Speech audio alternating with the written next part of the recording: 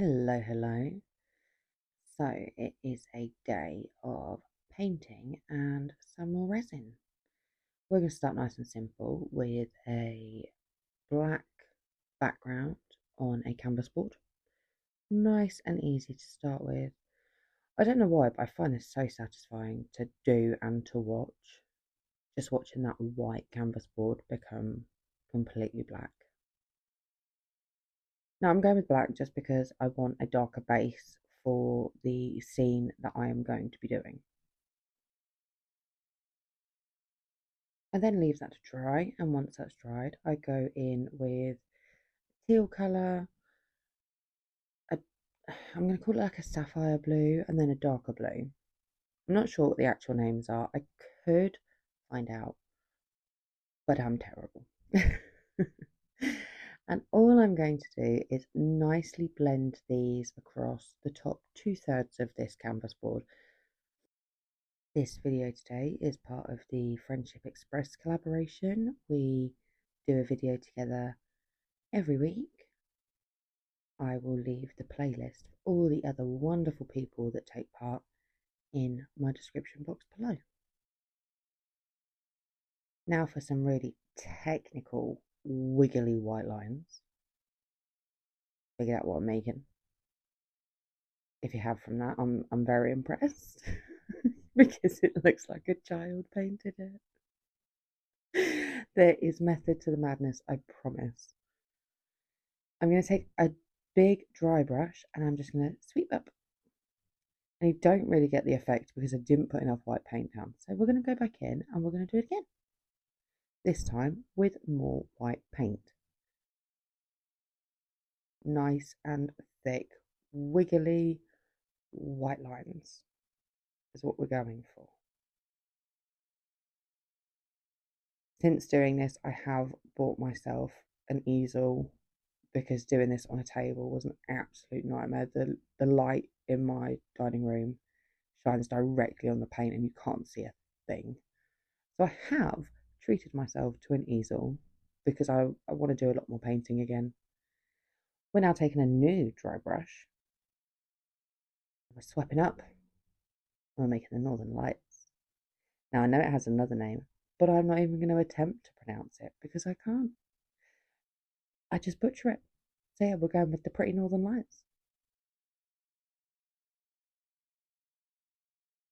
Then I'm taking a brush and I am just flicking some stars on and making some really big stars apparently. So just kind of dab it away, get rid of it. And then I'm like, oh, I want a few stars down here. So let's do some down here.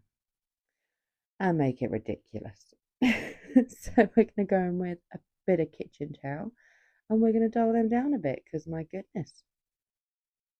Looked like somebody had turned all of the lights on.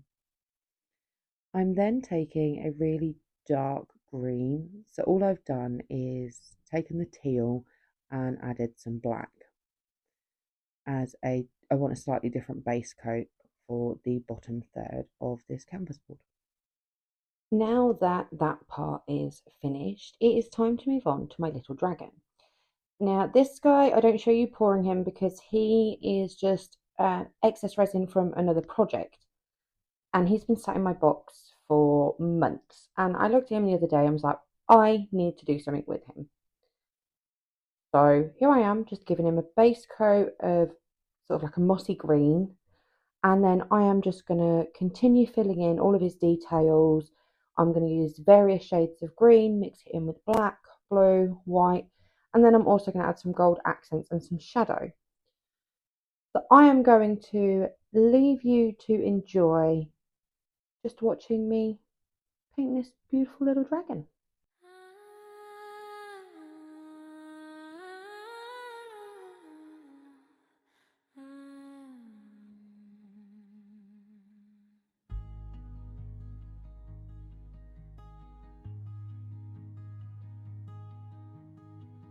Black paint on the fingers, charcoal moons on the floor, old lace pinned to the canvas, burned edges wanting more. She stitches storms in her portraits, hangs them high like quiet every frame a little portal, every color knows her well. She creates in the witch dark new thick heart, glowing in the gloom, turns her scars into alt art, hangs her heart in the middle of the room. She creates in the witch dark, bare hands, ink on her teeth.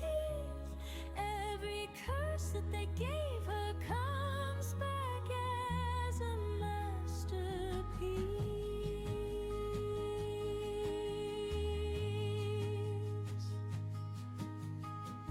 Candles drip over sketchbooks, wax rivers down the spine, tea leaves stuck to the palette, old stories in every line. She hums names of her grandmother's, soft thunder in her throat, ancestral eyes in the mirror guiding every brutal stroke. She says, watch me bend this shadow, carve a doorway through the gloom. All the ghosts they tried to bury got a front row in this room. I'm the heir to every omen, every brush a broken chain, altered girl, altar maker, making monuments from pain.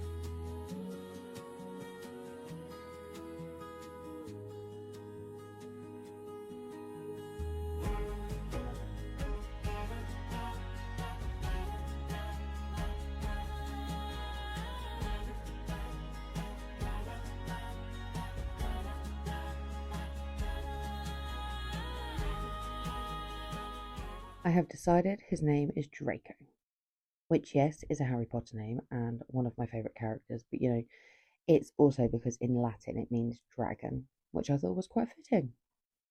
Anyways, back to the painting. I am going in with black and I am creating some mountains.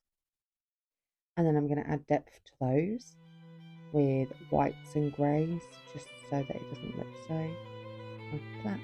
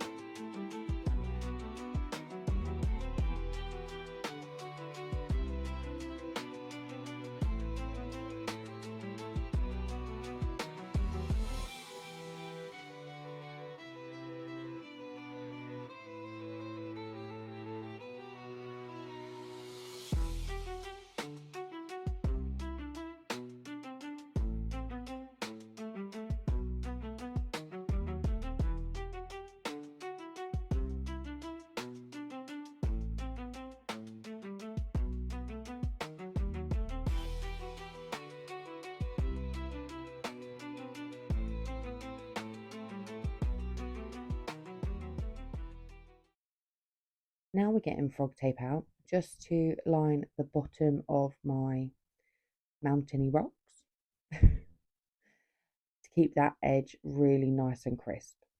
And then I am going in with the same colours that are on the top of the canvas, because this is going to be a body of water. Don't know what body of water, it's just a body of water. I have also added the reflection of the Northern Lights in it. Now it's time to add the reflection of my mountains and some water ripples, just to add that extra bit of depth. And I've decided my whole piece is going to be called Draco Mons Aqua, which literally translates to Dragon Mountain Water. It just sounds so much nicer in Latin. Simple things, eh? Now I've also gone in with I'm going to call it a light reflection of what will be my dragon moon. That's what sort of like the extra wiggly white bits are. Now it's all dry. Oh, I love it. Going in with some Liquitex sealer just to seal the paint in, and I will also seal the dragon. Both of these get 2 coats, but I only show you doing one. I'm so happy with both of these. Like, as pieces on their own, they're quite nice, but together, oh. Then we are going to take my favourite tool of all time, hot glue gun. Honestly, hot glue gun fixes everything. But I'm pretty sure that, yeah, if I can fix it with hot glue, it gets fixed with hot glue. Well, now all that leaves today is the glamour shot. So thank you very much for watching. If you haven't subscribed, press that button. And if you've enjoyed this, press the like button too. Bye for now.